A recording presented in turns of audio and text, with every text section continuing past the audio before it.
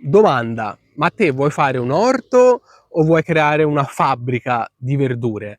Perché c'è una bella differenza. L'idea per questo video mi è venuta da un commento che ho ricevuto qualche giorno fa, non mi ricordo su quale video in particolare, ma in questo video, dicevo che parlavo del cominciare un piccolo orto e dicevo che secondo me, secondo è soltanto la mia opinione, all'inizio non importa, ma anche dopo, non importa comprare, spendere tanti soldi nel sistema di irrigazione. Quindi per esempio tubi del goccia a goccia, quindi eventualmente un timer e quindi la valvola per far partire tutto in automatico.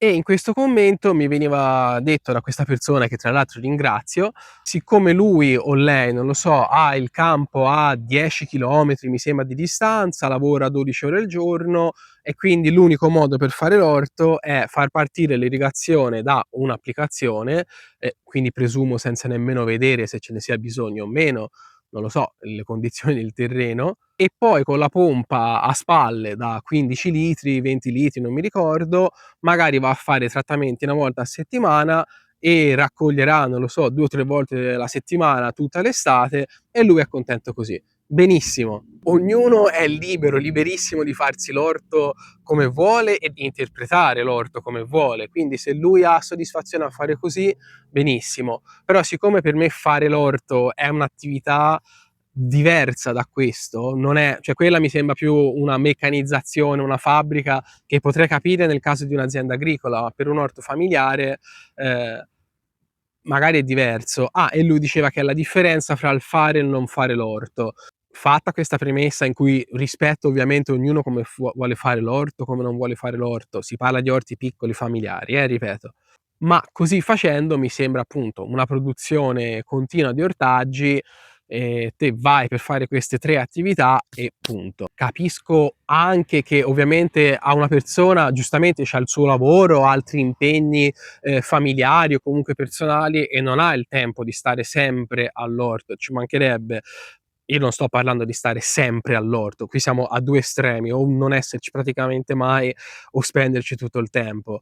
Quindi lo capisco benissimo che non tutti abbiamo la solita disponibilità di tempo. Ti faccio vedere adesso qualche immagine di cos'è per, secondo me, fare l'orto, inteso un pochettino più come un'attività a 360 gradi, e non vuol dire che bisogna stare all'orto 10 ore al giorno, 5 ore al giorno, è semplicemente il modo di farlo. Poi anch'io quando posso uso delle scorciatoie, anche perché fino ad ora li vendevo gli ortaggi, ora li faccio soltanto per la mia famiglia, però ecco, ti faccio vedere cosa intendo io per fare l'orto.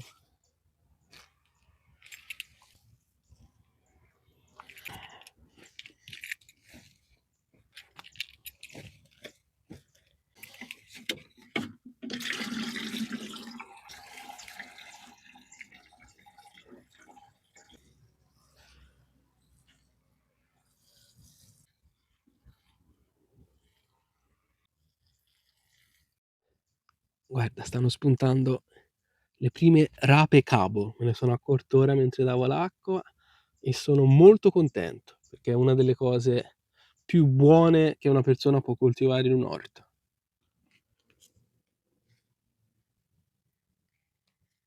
Guarda un po' che ho beccato qui dietro la foglia del cavolo cinese, o meglio Haksai, una cimice, la cimice dei cavoli, che adesso facciamo sparire. Qui sono nella zona delle zucche, che erano praticamente tutte morte, dopo che ho raccolto comunque, e invece stanno ricominciando, vediamo se si vede, eccola qua, hanno ricominciato a fare fiori, zucche a buon ritmo. Vediamo se ce la fanno a farle maturare, perché ormai siamo a primi di settembre, però tutta roba in più. Vabbè, hai capito, non sto a dilungarmi troppo sulle tantissime cose da fare in un orto, che poi ovviamente più grande è e più cose ci son da fare.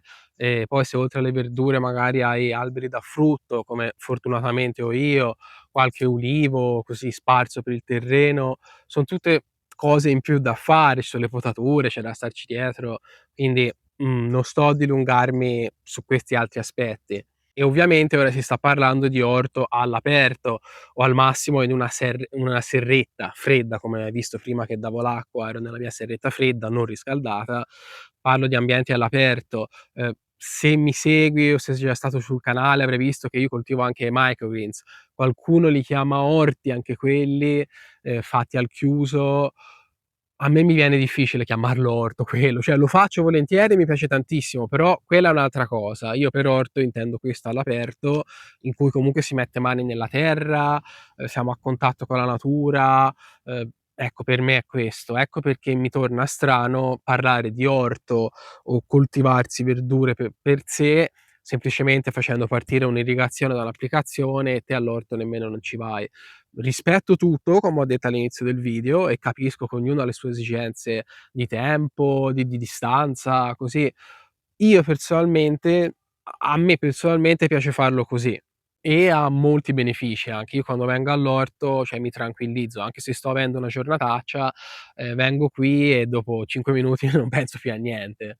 Ora proprio a niente no, magari erbacce e insettacci, quelle cose ci devo pensare, però rispetto a tante altre cose non è niente, ecco. Diciamo che, ecco, piuttosto che trasformare il tutto in una fabbrica, perché giustamente non hai tempo di stare dietro a tutto, di fare un orto grande, io ti consiglierei di stare un pochino più piccolino e semmai anche farlo usando dei vasi a casa, se hai il posto, o nelle vicinanze, piuttosto che avere terreni lontani, così. Ti consiglierei piuttosto di stare semplice, di fare le cose facili, anche se poi alla fine ti raccogli 10 ravanelli e 5 lattughe, sarà comunque una soddisfazione, secondo me più grossa di raccogliere 100 lattughe, però che hai visto 3 volte e non hai mai toccato con mano i cambiamenti, durante la crescita, delle tue verdure, ecco. Secondo me il contatto, la presenza all'orto è più importante delle altre cose. Poi ognuno faccia l'orto come vuole, ripeto. Te invece come lo vedi l'orto? Come lo gestisci il tuo orto? Riesci a starci dietro oppure giustamente non hai tempo per il troppo lavoro? Fammi sapere cosa ne pensi insomma. Ciao.